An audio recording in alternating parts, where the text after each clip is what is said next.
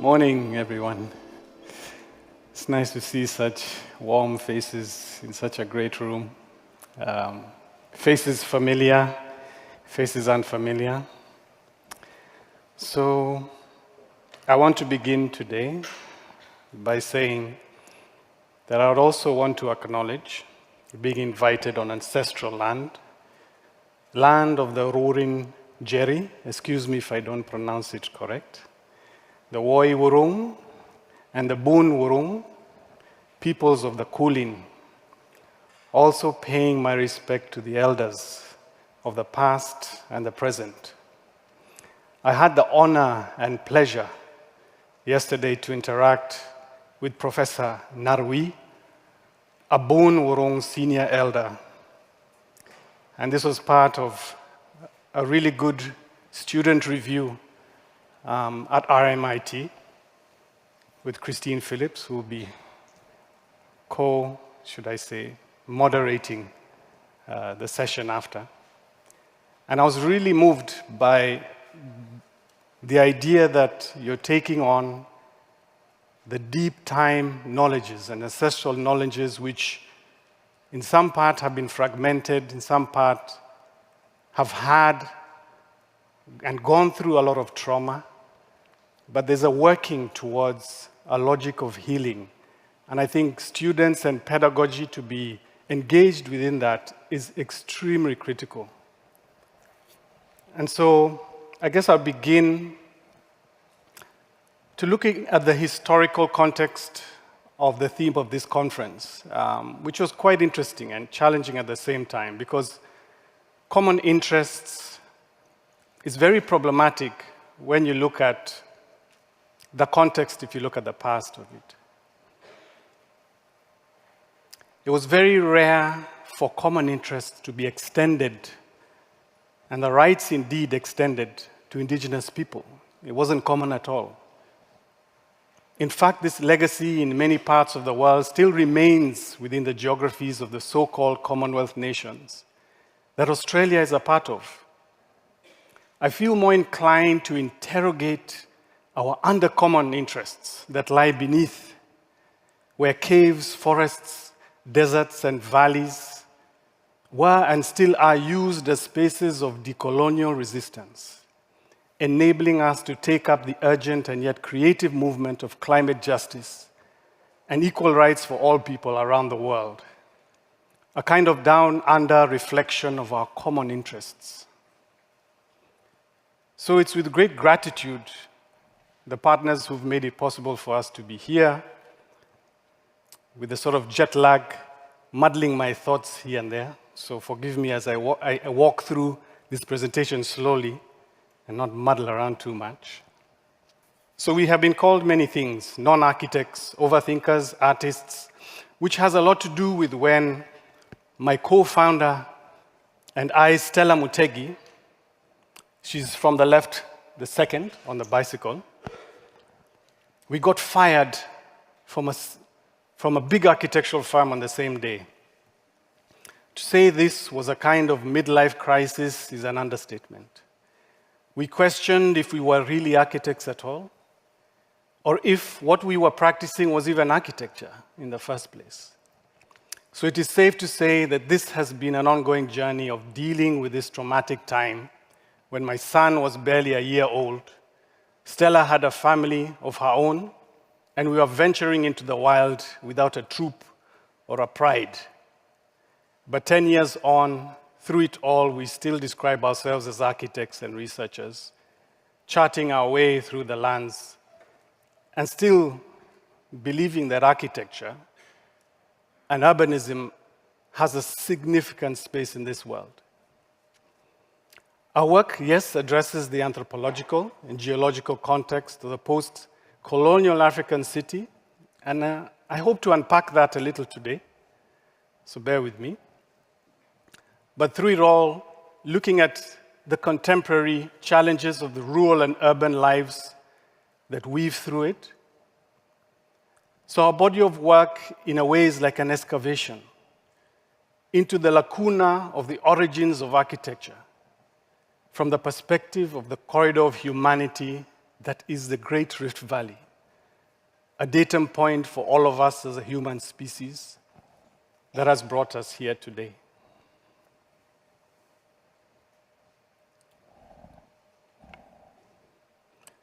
I think my presentation's got so many videos, it's really slow, but bear with me. Who is the architect? Who is the planner?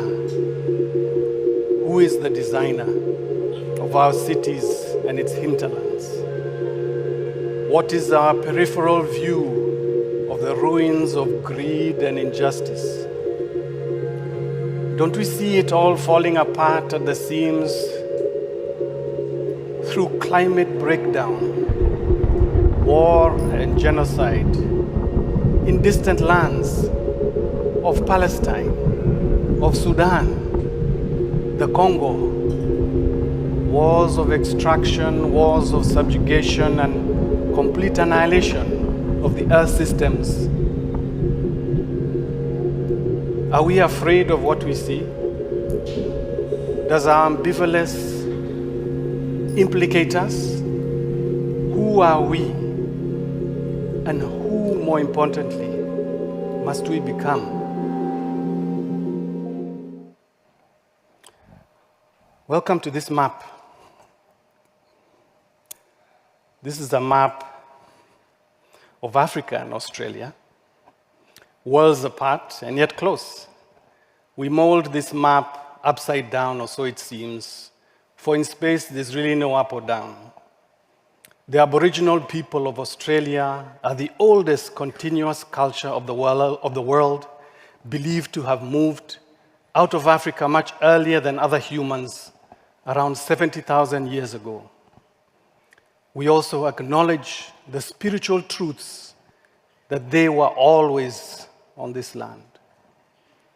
When looking at the roots of this epic journey through the corridor of mankind known as the Rift Valley, which is that schism of rock in the middle almost of Africa, a complex terrain, its winding of multiple lakes, rivers, a geological wonder which is about 35 degrees east of Greenwich, the true meridian, because it is the origin where we all emerged,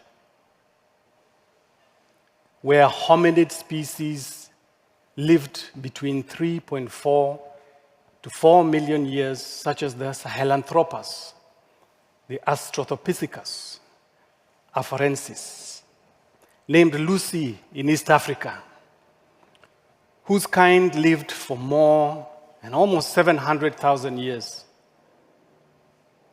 Australopithecus sediba, found in the Malaba Cave, South Africa, no taller than my ribcage. In South Africa, a complex territory. While the Homo habilis handyman, with amazing stone tool making dexterity, the famous Turkana boy in Kenya, who with his kind lived for almost 1.4 to 2 million years. The Homo erectus, upright man, from 1.9 million years traversed much earlier out of Africa, way, way, way back in time. And our Homo sapiens species, just 250,000 years. We've not been here for long. We compose of 0.01% of the Earth's biomass. So we traced the journey taken from the ancestral people of this land, thinking about the route they took to get here, charting through less mountainous areas, close to the sea, close to resources that would sustain them.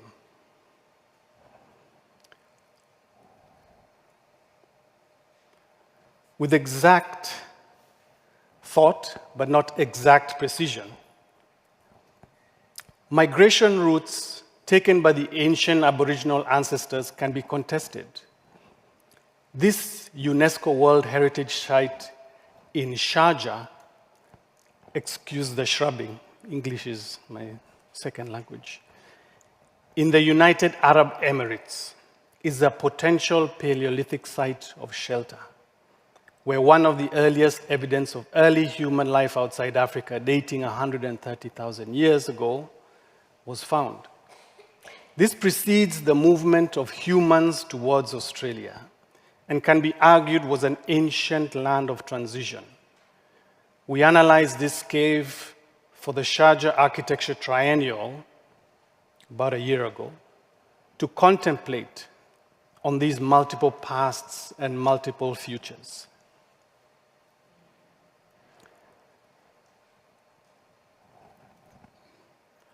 So in a way, we sort of look at these caves architecturally. We analyze them using point cloud technology.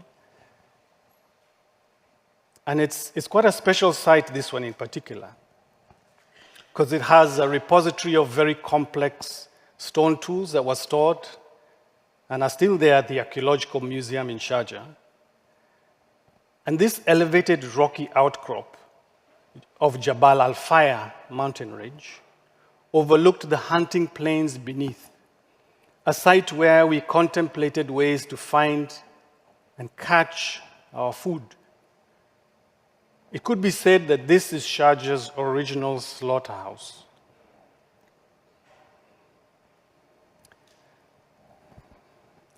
This next slide will take you on an interlude to share a window into an exhibition that we did in Sharjah, where we configured and reconfigured Plato's allegory of the cave within the cauldron and cold room of a slaughterhouse, where rock and carcass engage, where the viewer is locked in a stasis and thinking about what it means to exist,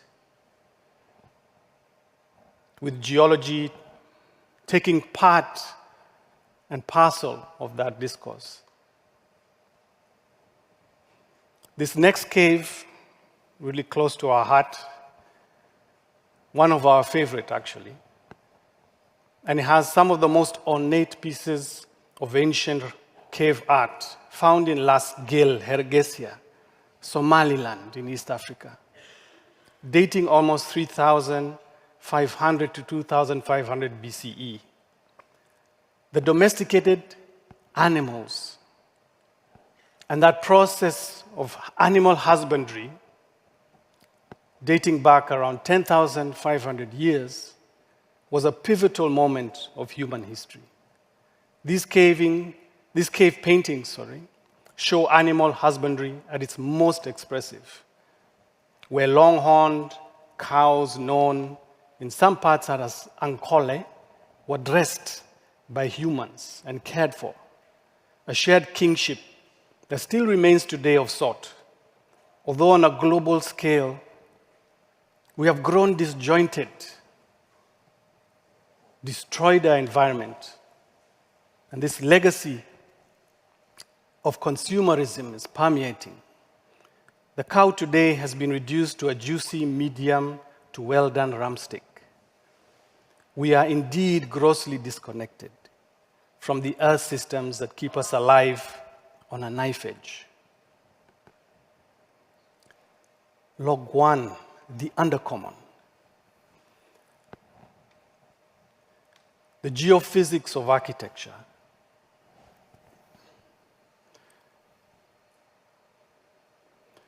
So Catherine Yusuf, a professor of inhuman geology and inhuman geography at Queen Mary University, defines geology as essentially being a philosophy of time.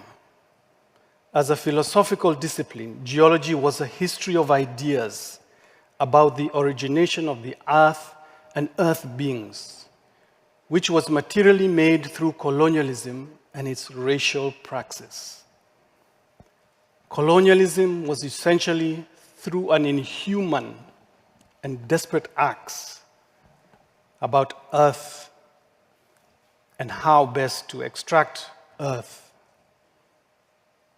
And what this did was created a separation between the bios, as in biology, and geos, as in geology, which in indigenous knowledges is quite an absurd act because all are completely intertwined. So equally, European settlers chose through subjective inhuman means to classify some humans as mineral wealth, ripe for extraction like the beasts of labor. This separation and gross imbalance needs to be reversed, completely reversed. So without being too theoretical, geophysics here sets the counterpoint to metaphysics, where the old Enlightenment logics that still prevail are dismantled for repair and return from a linear to a cyclic system that always was, but also still remains as is. The Turkana boy I spoke about right on the left, a depiction of him of many, many million years ago, looking at a Turkana boy of today, looking straight at us. A woman from the Turkana people with these bottle-nosed whales around her, fossils found close to a desert site showed that the ocean had crept really far inland at that time. So geology is fascinating because it takes us in a time-traveling mode to see what was, but in reality to reflect on what still is and who we really are. The Mbai Cave, a Mau Mau freedom fighter cave, where our forefathers and mothers imagined an African state of the future. An insurgent geology where the plateau of the white British settler administration were outsmarted. Geology became the refuge, a vast lava tube of networks spread across multiple parts of the Rift Valley and believed to have formed when multiple volcanoes erupted with hot lava burning through rock. A year before my father died, he casually mentioned, as an African father does over dinner, that my grandfather was held in a concentration camp on the outskirts of the city in a place called Mwea during the colonial struggle. It was a moment that I realized how entangled I was to this history. And so Stella and I set out to look at geology initially on a very superficial platform, but soon realized that it was entangling us to everything else in the world. What you see are people in front of you that share a common history and a common goal spread across multiple lands. And these are but a few of them who speak of decolonization. But at some point in each of their lives, they have been referred to as terrorists. People who would like to break certain norms. It's easy to reflect today on the likes of Nelson Mandela, the likes of Malcolm X, Rosa Parks, Edward Said, and James Baldwin, and faces you might know on the left, Dedan Kimathi, a freedom fighter who was killed, Muthoni Lekemani, right in the middle, all called terrorists.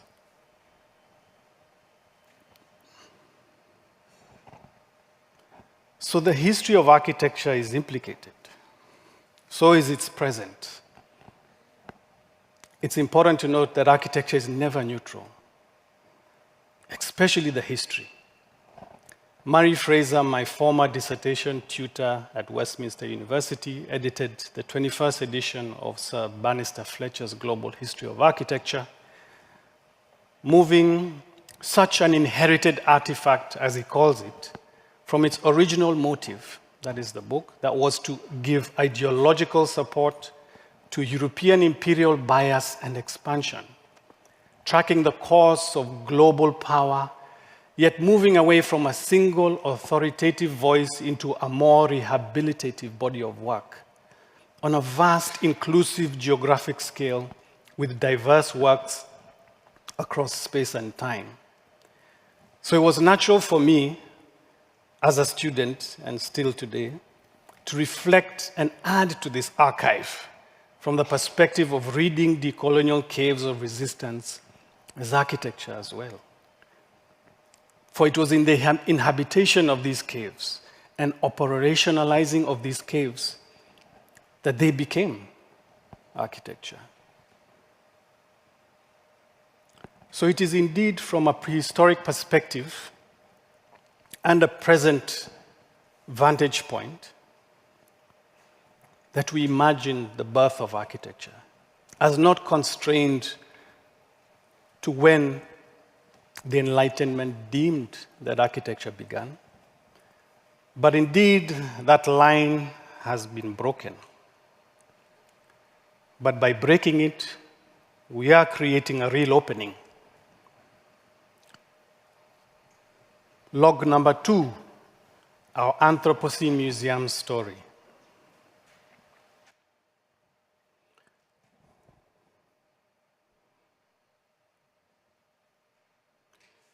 Amos Césaire called the creation of museums of non-natural history for all the histories that were made outside of the colonial narrative of a singular universal history of man that placed Europe and the West at the top. And as you can see in this map, depicting all museums and monument sites across the world, predominantly centered towards the global north. Ames' profound aim and idea of the Museum of Non-Natural History, in his words, would reverse the model and would gather all erased and discarded histories and through them tell the stories of the forgotten. So we created the Anthropocene Museum because colonial Earth has already established it. It is in the air we breathe, the land. It is in the sea. The imprint is everywhere, and thus the destructive Earth breaking museum is almost everywhere. But to counter this, our institution is immaterial. It is oral. It has an almost zero to negligible carbon footprint. It critiques the material manifestations of the cultural institutions, such as the museums, looking for ways to resist many of their erroneous historical operations around the world. For us, museums of stolen loot and sites of exhibition are places of contested common interests, where it has not only become about showing our work, but actually exposing many of these sites as sites of derangement that ignore the need for climate justice. They're moving too slow. There's too much work to be done. And sometimes making a building to say what needs to be done is missing the point.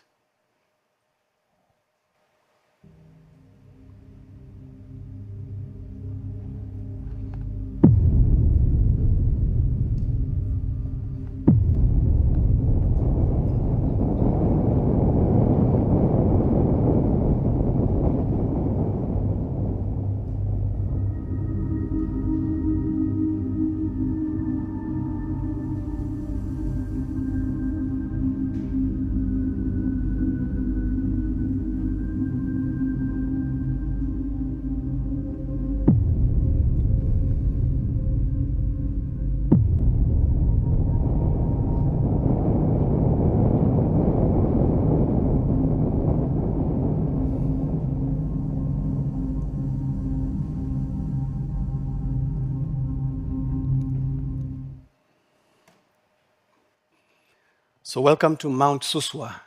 What you saw was Mount Suswa erupting about 1.7 million years ago. It's where the Anthropocene Museum began for us.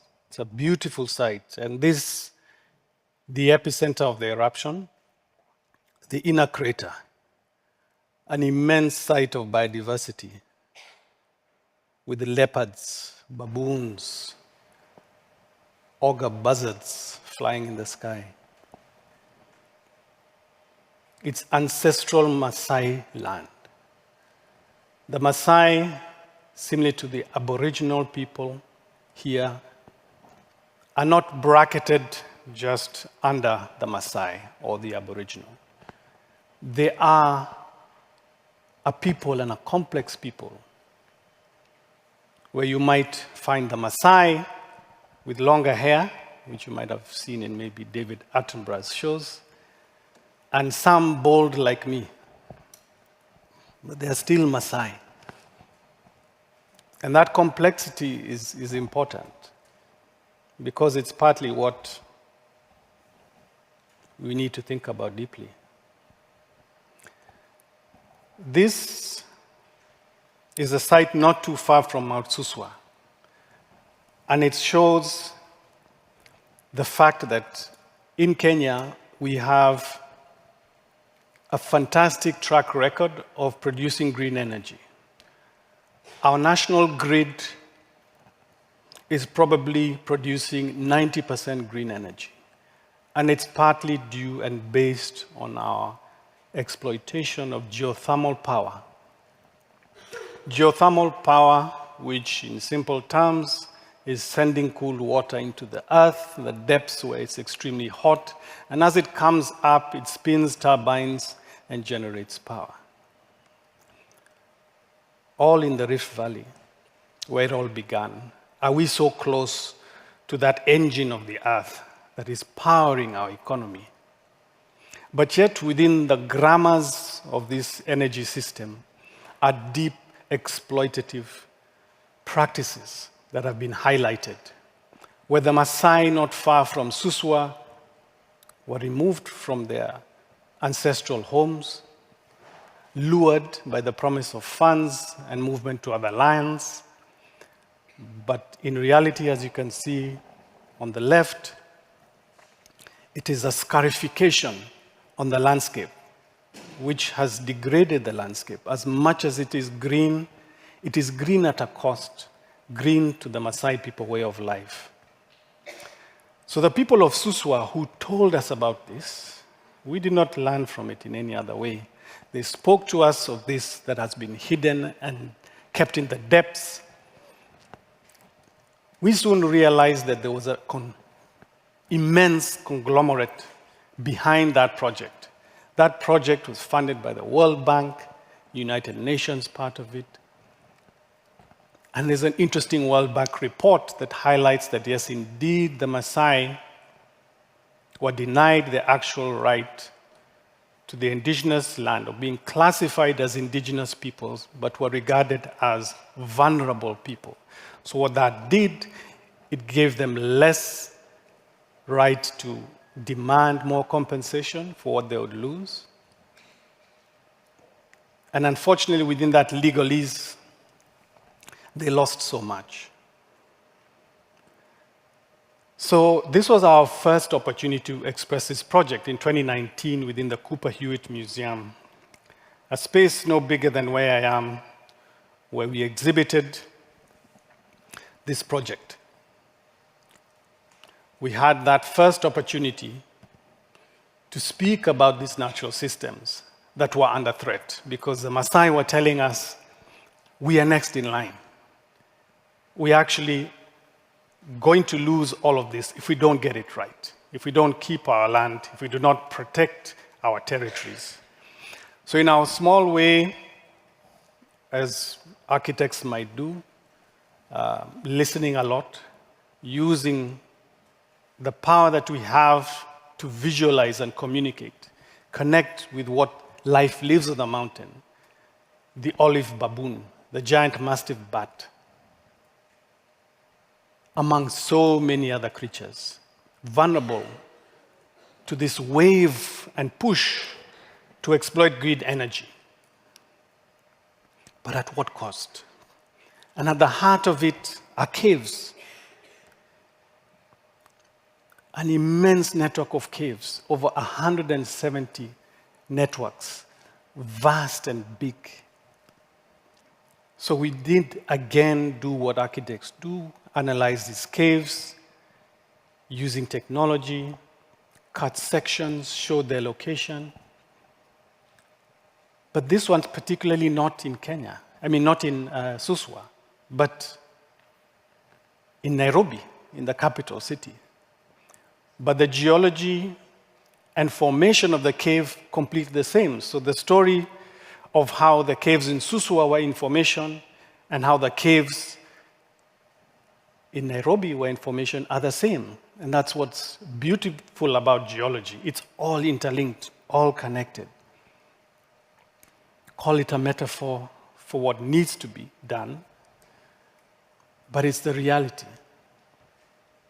We had the pleasure to have very recently this bronze cast model of that specific Mau Mau freedom fighter cave being taken up as a collection. But for us, even more importantly, what it did is to elevate this site, the site in Nairobi, as being an important decolonial site, and a historical site which right now is not so much neglected, but these histories are not being rehearsed to the next generations. They're just spaces to go through. So we've been given the honor and privilege to create a museum within this site. A museum that's almost not there at all. And it's something we talk about a lot, but something which it's hard to execute. So in a way, what we begin to do is use our architectural training to think about complex conditions, the geological processes, steam as critically part of where the nation state is going. But how will that happen? How will it translate? So this next slide in Venice, and showing the central pavilion where we had our installation called Obsidian Rain. And one great opportunity we had here, again in 2019, was to think about where the world is going. What is a museum? What is culture? And what COVID has showed us at that time, it seems like culture had stood still because we couldn't go to museums, we couldn't go to art galleries. So where was culture? Culture is always in us, and very often we don't need a building to say that. It's not to say that it's pointless having these buildings, but sometimes we miss the point. And I guess this installation we called Obsidian Rain, where we transposed that same decolonial cave to Venice, was partly that statement that yes, this is our heritage, obsidian as being that substrate, that original tool, dragon glass as it's been called in popular culture. But everything we see today, feel, touch, began with obsidian. So we raised the roof of the cave in the central pavilion as people walked in, of this cave that for us meant a lot, and for this cave that was critical to think about where we are going as a human species.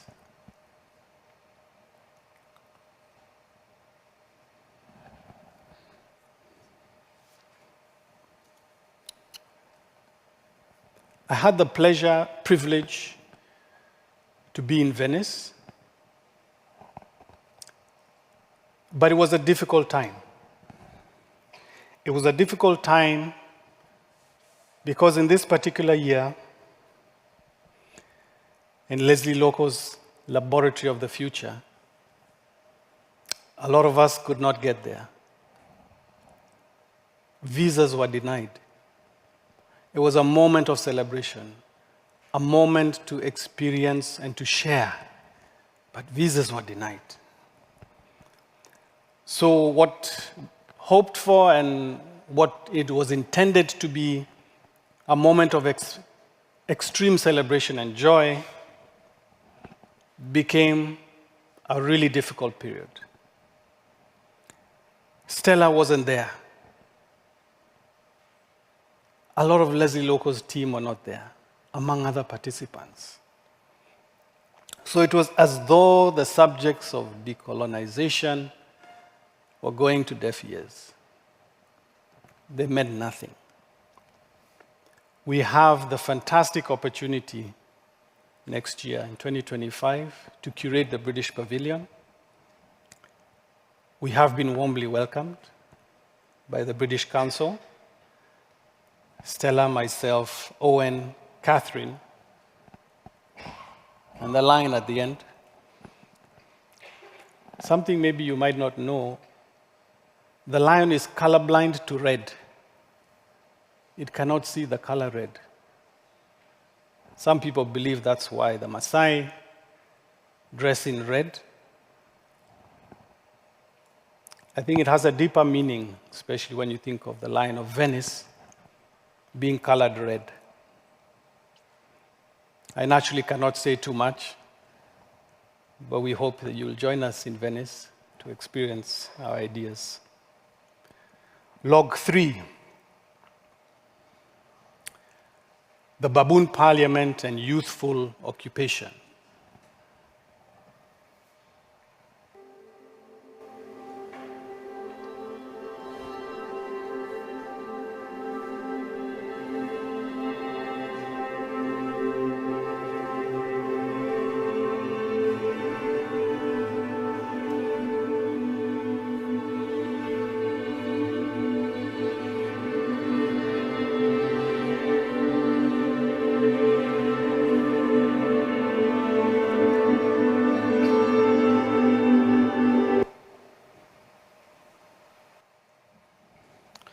The Baboon Parliament is a fantastic piece of infrastructure. For us, it's the origin of the Pantheon. Architecturally speaking, we analyzed it and showed that, in fact, the geometries are very much in line. So this fantastic dome with the all oculus in the middle is reenacted here, but millions of years much older. As mentioned with the Mbai cave, it is a volcanic lava tube cave formed as hot lava spewed and burnt rock. But importantly, it's a site where multiple creatures live and actually thrive. As the baboons come finding refuge from the leopards, the giant mastiff bat lives. So what has that got to do with the city? We think it has almost everything to do with the city. Very recently, there were protests in Nairobi city against the IMF and World Bank induced pressures on our economy, among other economies, where the youth just had enough. They increased or proposals to increase taxation, led a revolt where the parliament building in Nairobi was occupied. A building that is disconnected from its people.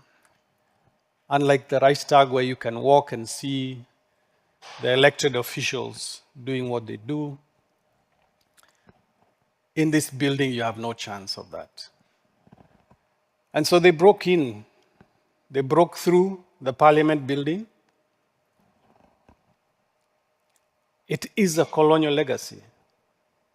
And the sad truth, economically, we're still under these pressures of onerous terms to loan finance to African nations that are completely unfair.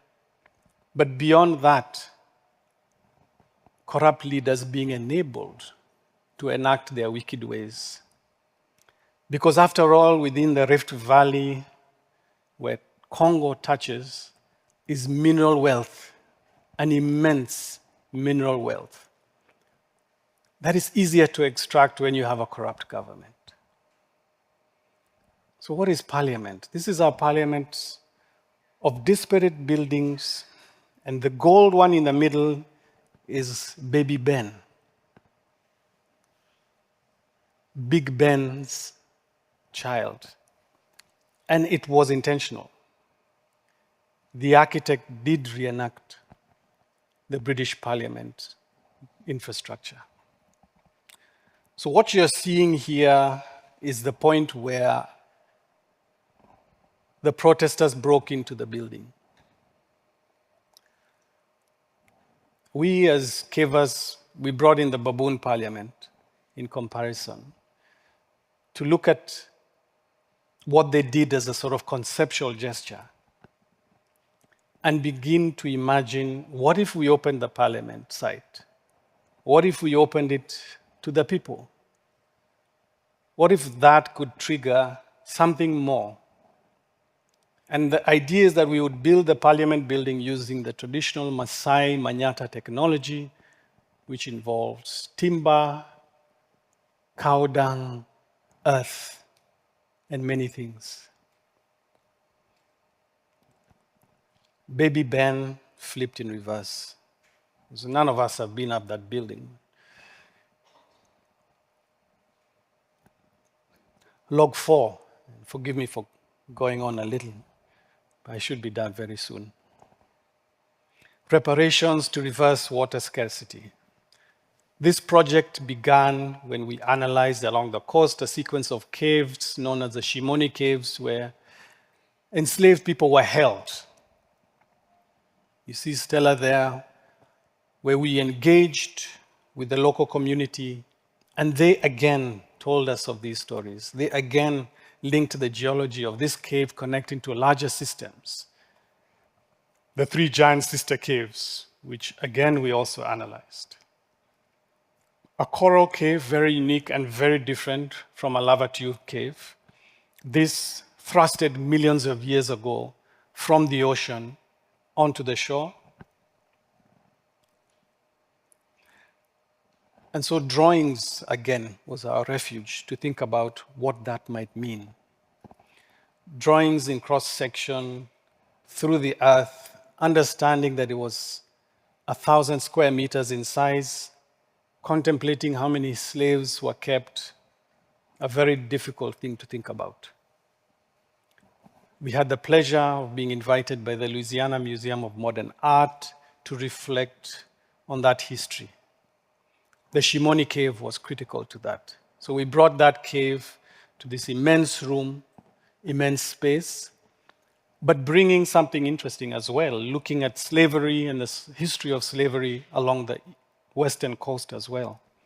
The Cape Coast Castle, reflecting on that history, the Danish history of slavery, thinking about the over 100,000 slaves, over 260 voyages.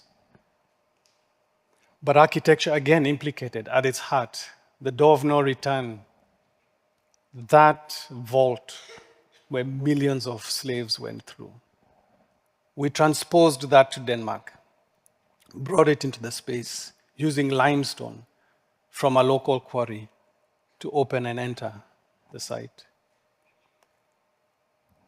The Shimoni Cave weave, we brought it very lightly into the exhibition spaces. Woven in collaboration with the Royal Danish Academy, using a rattan weave, hand woven by students actually. It took 6 months.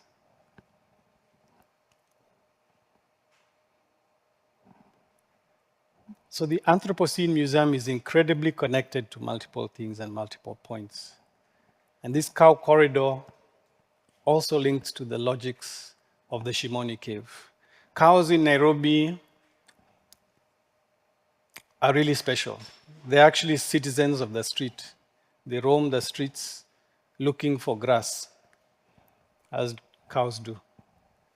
So this, an interesting condition that is ignored by municipalities, ignored by the powers that be as just a menace. But we thought it could be a lot more, because the wildlife within the city is there. It's like bursting through the seams. Elephants every so often cutting through highways. Lions jumping through boundaries to catch dogs during the drought season.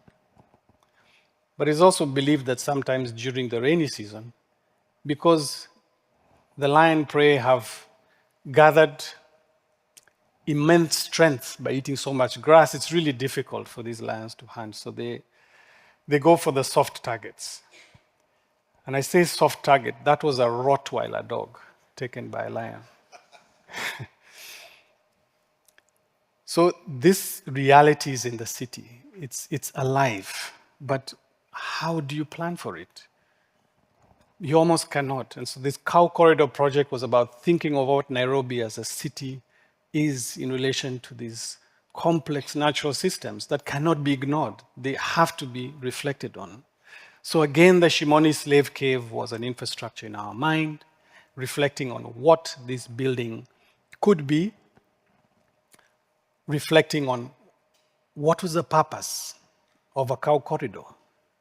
And when you think about it, the Maasai, who are a celebration of one of the most intact indigenous communities, this is really important. Where cows can walk through, the pathways, where they can have their cattle rest within the shade, where they can have veterinary clinics.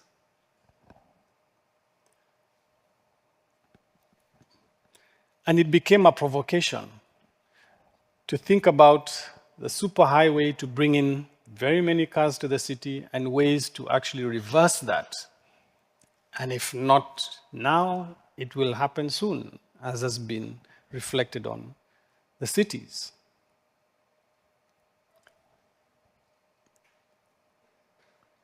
So again, the Anthropocene Museum has come full circle, back to Mount Suswa, where we've leased about 100 acres for 20 years from the community. We have a joke in the office that where we are is not really our office, because we pay more rent on Mount Suswa than in the city. This is a site of a project to reverse water scarcity, where we've, by definition and description, by the funders who've given this opportunity, it is funds as reparation to deal with the climate emergency. And specifically what the Maasai community are going there, which is immense drought, and looking for ways to think about the waterways, to think about how to store more, how to reduce evaporation by growing these indigenous acacia trees and shrubs that tie into the landscape. Steam harvesters, again to exploit, but minimally, at least in this stage, the geology and the heat of the earth to bring up water. Reservoirs that will hold over 27 million liters of water, that will at least allow the Maasai community to go much closer to the standard amount of water consumption that is expected by the World Health Organization, from 5 liters close to at least 30 liters a day. This is a dream for them, and we hope to realize it. Log 5, and finally, I began speaking about students. I'll end with students. We had a short program in 2022 at Columbia University where we took them to caves, surprise, surprise, and 2 caves in particular. In Central Park, a lot of people don't know there's a cave in Central Park. Also a cave in Inwood Hill Park. Fantastic geology, But specifically in Central Park, that is a cave that has gone through an immense history, but it's hidden, it's been locked up. Students producing such fantastic work, Niriksha on the left, who try to imagine and reimagine the National Museum of the American Indian.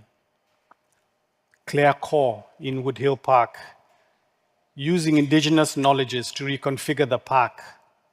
And Yang Lee, cave morphologies, to expand the cave network on a speculative level.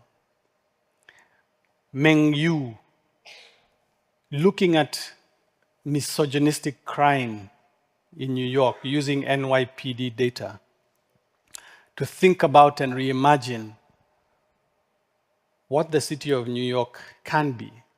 But something fascinating she uncovered is that when she located specific high points, and these park points where most misogynistic crime happened, was the exact point where you had indigenous villages. Finally, to conclude, university spaces, I would say over time and memorial, have been proven to be the grounds to actually see into the future. They're a window, and actually an architectural window when you look at this image.